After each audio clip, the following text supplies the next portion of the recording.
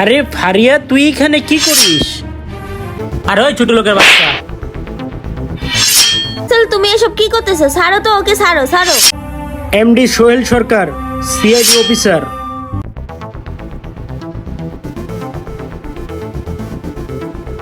আরে ফারিয়া, আরে ফারিয়া তুই, আরে ফারিয়া তুই এখানে কি করিস? আচ্ছা, আমি একটু পরে কথা বলি। ফারিয়া, তোর সাথে আমার কতদিন পরে দেখা। আরে আমি তো ভালো আছি, তুই কেমন আছোস?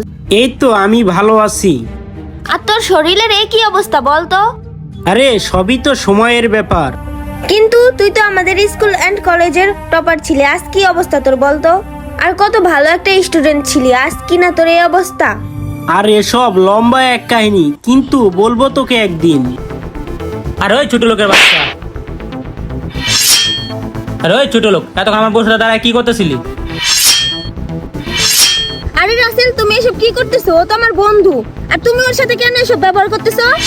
আরে তোমার কি মাথা খারাপ হয়ে গেছে? ওই দুই ফুটের ছোট লোক তোমার বন্ধু হয় কি করে? তুমি এসব কি যাতা বলছো? আরে তুমি যা ভাবছো তা না, মনে আছে একদিন তোমাকে যে আমি বলছিলাম যে আমার একজন বন্ধু আছে স্কুল আর কলেজে সমানভাবে যে টপার ছিল, এই সেই বন্ধু সোহেল। ও আচ্ছা, এই সেই তোমার বন্ধু যার কথা বলতে বলতে তুমি ক্লান্ত হয়ে যাইতা। আরে ফারিয়া, তুমি একবার তোমার নিজেকে দেখো, কোথায় তুমি আর কোথায় ওই ফকিন্নি। আর এই ফকিন্নির সাথে কি তোমার বন্ধুত্ব যায়? রাসেল শোনো, হয়তো ও কোনো পরিস্থিতির শিকার হয়ে এরকম হয়েছে, আর তুমি ওর সাথে এরকম খারাপ ব্যবহার করতে পারো না, তো কথা বাড়িও না তো। আরে তুমি চুপ থাকো, আমার মাথা খারাপ করো না। তুমি ফকিনিটাকে জড়ায় ধরছো। যদি এই সোসাইটির মানুষগুলো দেখতো তাহলে আমার মান সম্মানটা কই থাকতো? তুমি কি সেটা একবার চিন্তা করছো?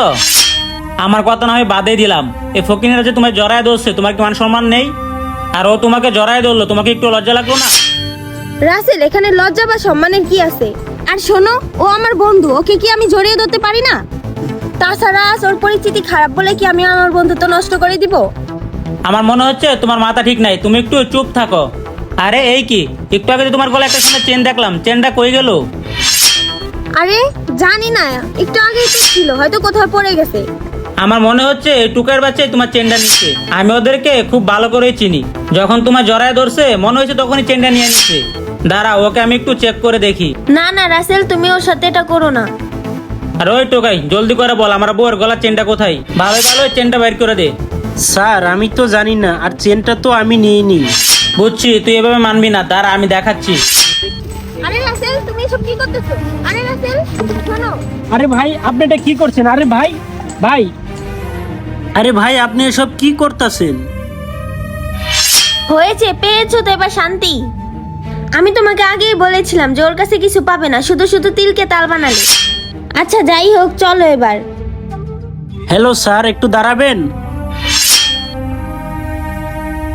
কারো ওপর অভিযোগ আনার আগে 100 বার চিন্তা ভাবনা করে অভিযোগ আনবেন। হতে পারে আপনার চেনটা ব্যাগে আছে, নয়তো আপনার বাড়িতে আছে। আগে বাড়ি যেয়ে খুঁজুন, নাইতে ব্যাগে খুঁজুন, তারপর আপনারা অভিযোগ আনবেন। আরে ভাইয়া, দেখছো তোমার ওই দুই পয়সার বন্ধু কত বড় বেদব? ও আমার সাথে বেদবি করতেছে। দেখাইতেছে ওরা মজা। আরে দাঁড়াও, তুমি কি করতেছো সব? চলো তো এখান থেকে, চলো। দেখেন ভাই, আপনাকে একটি কথা আমি জানিয়ে রাখি। হ্যাঁ ভাই, দেখতে আমাকে এরকম দেখালে আসলে কিন্তু আমি চোর নই। তুই চোর না? না দাঁড়া, তোরা দেখাইতাছি। আরে রাসেল, তুমি এসব কি করতেছো?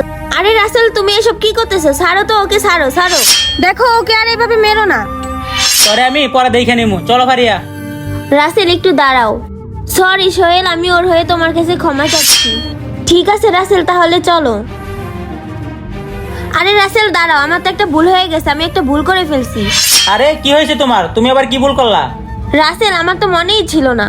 আরে আমার চেনটা যে স্বর্ণকারের দোকানে ওয়াশ করতে দিয়ে আসছি, সেটা তো বলতে ভুলেই গেছি। আরে ভারিয়া, তুমি ওগুলো কি বলতেছো?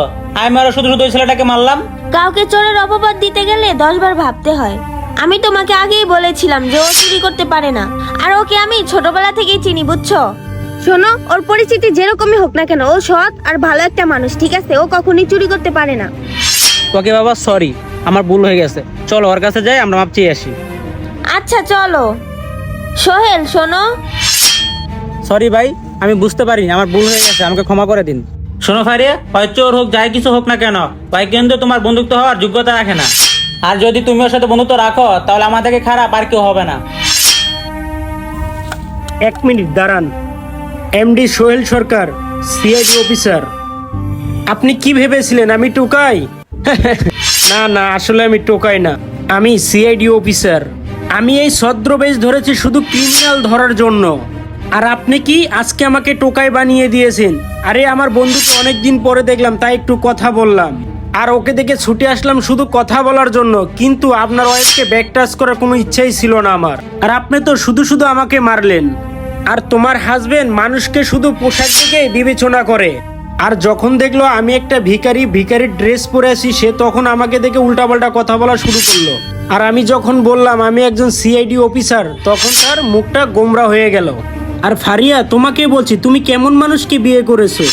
আর তুমি কাকে বিয়ে করেছো? ওনার আচার ব্যবহার একদমই তো ভালো না। তুমি একটা ট্যালেন্টের মেয়ে, তুমি কি না এরকম একটা ভদ্র শয়তানকে বিয়ে করেছো? আসলে ও এমন না, হুট করে ঘটনাটা ঘটে গেছে তো তাই একটু খারাপ বিহেভ করে ফেলছে। আচ্ছা যাই হোক, ওর পক্ষ থেকে আমি তোমার কাছে ক্ষমা চাইতেছি। যাই হোক, আমার এত কথা বলতে ভালো লাগতেছে না, আমার কাজ আছে, আমি চলে গেলাম।